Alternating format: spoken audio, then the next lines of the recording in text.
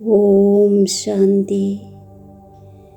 ത്യാഗത്തിൻ്റെയും സ്നേഹത്തിൻ്റെയും ശക്തിയിലൂടെ സേവനത്തിൽ സഫലത പ്രാപ്തമാക്കുന്ന സ്നേഹിയും സഹയോഗിയുമായി ഭവിക്കട്ടെ.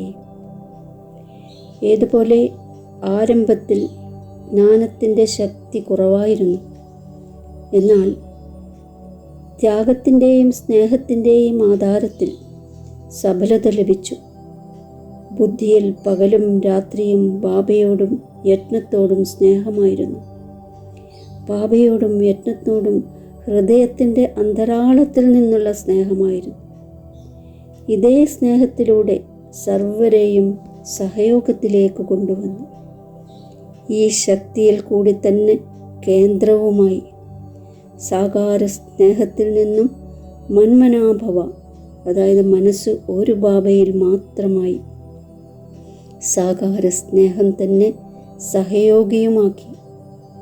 ഇപ്പോഴും കൂടി ത്യാഗത്തിൻ്റെയും സ്നേഹത്തിൻ്റെയും ശക്തി കൊണ്ട് വലയം ചെയ്യൂ, എങ്കിൽ സഫലത നേടിയെടുക്കാം. ഓം ശാന്തി.